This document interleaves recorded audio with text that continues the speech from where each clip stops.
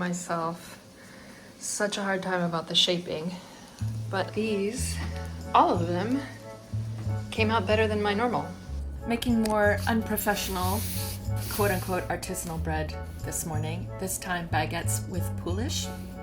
This is again from Jeffrey Hamelman's bread book, which I highly recommend. It has very detailed instructions, beautiful illustrations, and then you can supplement it with watching YouTube videos, or even better, learning from another person.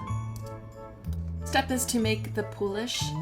This is a bit of flour, water, a very tiny bit of yeast, a long fermentation time. The second step is to add the remaining ingredients of bread flour, water, a little bit more yeast, and salt to the poolish, and mix that.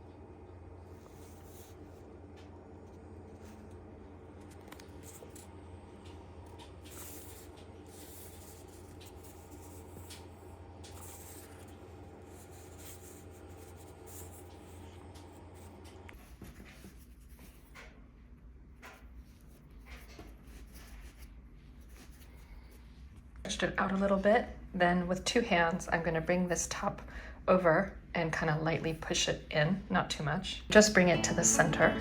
Now I'm gonna turn it, and I'm gonna do the same thing to this side with two hands.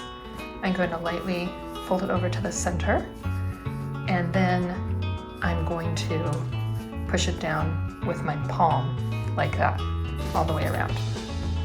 I think the next step is to bring this even more over, and again repeat like that. I'm gonna go like that with two hands, and again repeat the pushing down with the palm part. This is really soft bubbly dough.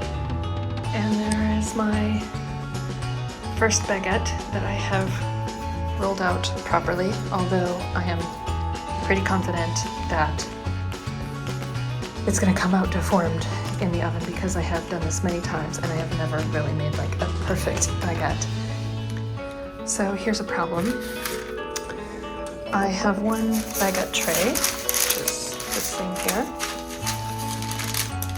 It's not very long because it's for a home oven.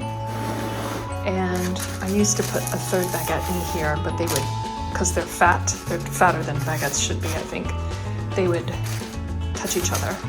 They would puff up and touch each other. So now I just do two in there.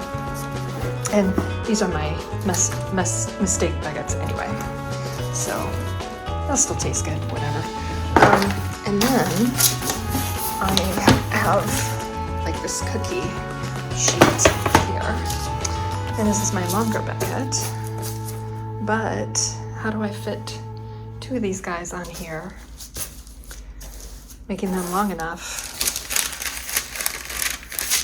but not, you know, if they're bigger than this, they're not gonna fit in my oven and they're gonna merge, which I don't want.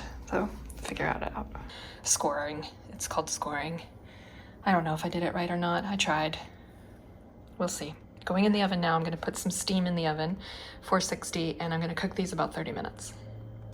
This one, this scoring might have worked, but because I didn't seal the baguette properly, this was where I hadn't done the seam on the side, and so it opened up here in the weak point of the bread rather than opening up where I had scored it. But I think this one looks okay. That one is maybe the best one. It's a little bit of the seam showing there, and I had to take them out early. Look, guess I have a hot oven. This one looks fine. I guess maybe I had scored these two too close together, but still, I think it looks all right. Yeah, so you can see my seam in the bottom. I don't think you're supposed to be able to see that. And this one, I think, is the best. I think that looks pretty good. But yeah, I had it on the side of the oven, so that's why I took them out. I smelled some burning there. It's kind of open at the bottom, but I think for a home oven, for an unprofessional baker, I'm quite proud of these. So yesterday I didn't cook my baguette quite long enough because I was worried about the burning. I took them out at 17 minutes instead of 24 minutes, and they looked like this. They looked pretty, but they were soft. Check this out.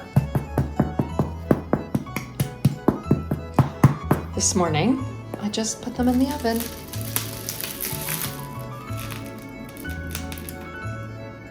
For about 10 minutes, and they are nice and crispy. Pre-ferment the poolish long enough. I think that's my only mistake, really. They don't have quite the holy structure they should have, but I mean, who's complaining? Wouldn't you want to eat this? Wouldn't you want to eat that? Yes, you would. Yes, you would.